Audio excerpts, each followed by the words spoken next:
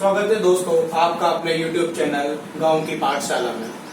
जैसा कि आपको पता है, हम आपके लिए निरंतर रूप से साइंस और मैथ्स की क्लासेस लेकर आ रहे हैं। मैथ्स की क्लासें आपके लिए नीरज सर रेगुलर लेकर आ रहे हैं और साइंस की मैं आपको रेगुलर लेकर आ रहा हूँ। इसी क्रम में हमने आपको जो हमारी प्रीवियस क्लास थी उसमें आपको एंटीजन एंटीबॉडी यानी प्रतिजन और प्रतिरक्षी के बारे में बताया था। अब उसके बाद में जो हमारी आज की क्लास में उसमें हम ब्लड ग्रुप के बारे में पढ़ेंगे कि ब्लड ग्रुप क्या होता है, रक्त समूह क्या होता है। तो आइए हम समझते हैं कि ब्लड ग्रुप होता क्या है।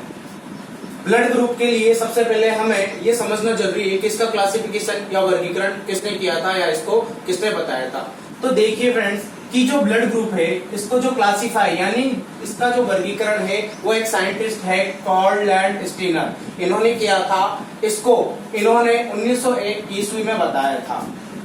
ये जो वर्गीकरण किया इन्होंने किस आधार पर किया, किस बेस पे किया, उसका मेन जो इन्होंने रीजन निकाला वो था रुधिर कणिका यानी जो ब्लड ग्रेन्यूल यानी अपनी बॉडी के अंदर जो ब्लड ग्रेन्यूल होती है, जो रुधिर कणिकाएं होती है, उनके बेस पे इन्होंने क्या किया, ब्लड ग्रुप को क्लासिफाई किया। और जो ब्लड ग्रेन्यूल में भी ऐसे क्या प्रेजेंट होता है जिसके बेस पर इन्होंने इसको बताया। तो देखिए आप समझने की कोशिश कीजिएगा कि जो हमारी जो ब्लड ग्रेन्यूल होती है यानी जो रुधिर कणिकाएं होती है उनमें क्या पाए जाते हैं, एंटीजन्स पाए जाते हैं। और उन एंटीजन की प्रेजेंट और एब्सेंस के बेस पर इन्होंने इसको क्या किया, क्लासिफाई किया। तो हम समझ चुके हैं कि जो ब्लड ग्रुप होता है उसको किन्होंने क्लासिफाई किया था, कार्ल लैंडस्टीनर ने। कब किया था, 1901 ईस्वी में। किस बेस पे किया था, जो ब्लड ग्रेन्यूल यानी रुधिर कणिकाएं होती है उनमें किसकी प्रेजेंस के बेस पर, एंटीजन की प्रेजेंस और एब्सेंस के बेस पर। अब आइए हम देखते हैं कि जो उन्होंने जो एंटीजन की प्रेजेंस और एब्सेंस पर जो ब्लड ग्रुप को क्या किया, क्लासिफाई किया ना। तो एंटीजन कितने टाइप के होते हैं ब्लड ग्रेन्यूल में। तो देखिए इन्होंने बताया कि जो ब्लड ग्रेन्यूल होती है उनमें 2 टाइप के एंटीजन प्रेजेंट होते हैं। कौन कौन से, antigen A and antigen B. इन्होंने बताया कि जो ब्लड ग्रेन्यूल होती है उसमें 2 टाइप के एंटीजन होते हैं, जिसको एक को क्या बोला जाता है, एंटीजन ए, और एक को क्या बोला जाता है, एंटीजन बी।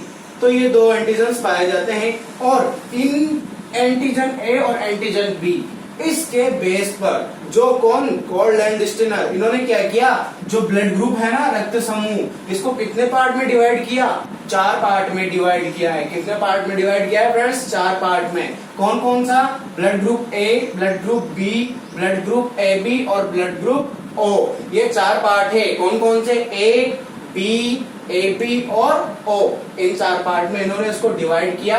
और इनको डिवाइड करने के बाद ये जो पूरी प्रोसेस थी ना फ्रेंड्स, इसी को इन्होंने क्या कर दिया, इस क्लासिफाई को ही क्या कहते हैं हम, एबीओ समूहीकरण कहते हैं, एबीओ ग्रुपिंग कहते हैं। हमसे कई बार 1 नंबर 2 नंबर में क्वेश्चन पूछ लिया जाता है कि एबीओ समूहीकरण किसे कहते हैं। तो हमें क्या बताना रहेगा कि जो कार्ल लैंडस्टीनर थे उन्होंने क्या किया, एंटीजन की प्रेजेंस एब्सेंस पर 2 भाग में डिवाइड किया और उन 2 भागों के बेस पर क्या किया, ब्लड ग्रुप को 4 भाग में डिवाइड किया। जो इस प्रोसेस को हम क्या कहते हैं, एबीओ समूहीकरण या एबीओ ग्रुपिंग कहते हैं। अब आइए हम जो ये ब्लड ग्रुप ए बी और ओ होते हैं इनके बेस पर हम समझते हैं कि जो ब्लड ग्रुप ए होता है, बी होता है, ए बी और आपको पता होगा कि कहीं कभी कभी कभार एक्सीडेंट्स वगैरह होते हैं, चोट वगैरह लग जाती है तो किसी का जो खून होता है वो ज्यादा बह जाता है। तो उसके बेस पर क्या होता है, ज्यादा बह जाता है तो ब्लड की जरूरत पड़ती है। तो कौन किसको दे सकता है, कौन किससे ले सकता है, किसका ब्लड ग्रुप क्या है, वो किस बेस पर हम डिस्क्राइब करते हैं। आइए इस चार्ट की फॉर्म में हम समझते हैं। तो देखिए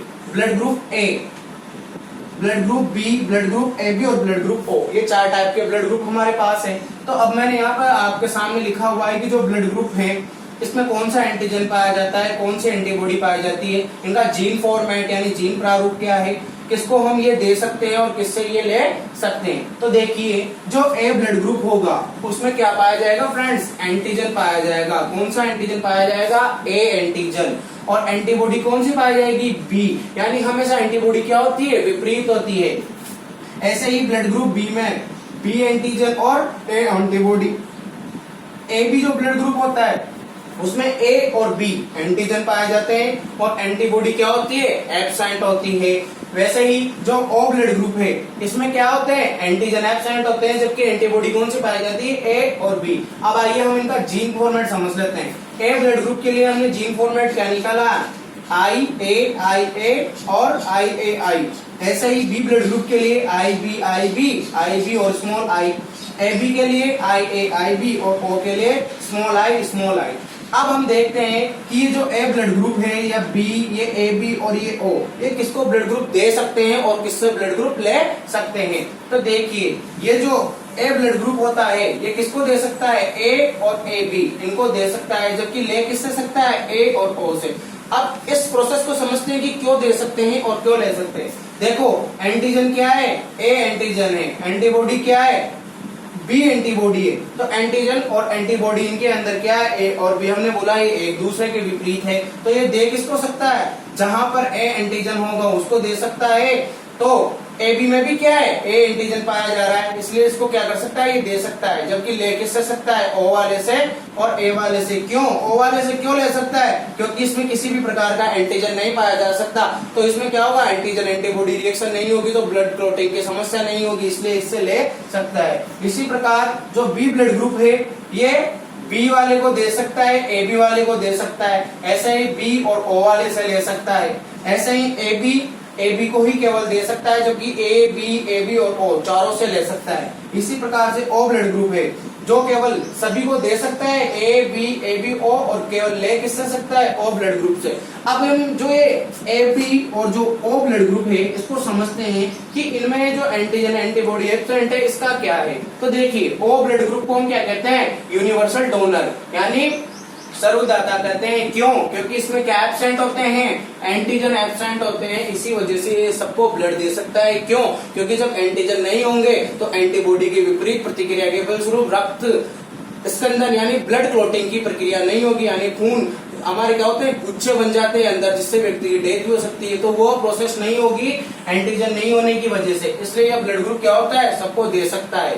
जबकि ए बी ब्लड ग्रुप क्या होता है, सर्वग्राही यूनिवर्सल रिसेप्टर होता है। क्यों, क्योंकि इसके अंदर क्या नहीं होती, एंटीबॉडी एब्सेंट होती है। जब एंटीबॉडी एब्सेंट होती है और तो कोई सा भी एंटीजन आराम से उससे प्रतिक्रिया कर क्या कर सकता है, आराम से कोई भी ब्लड ले सकता है।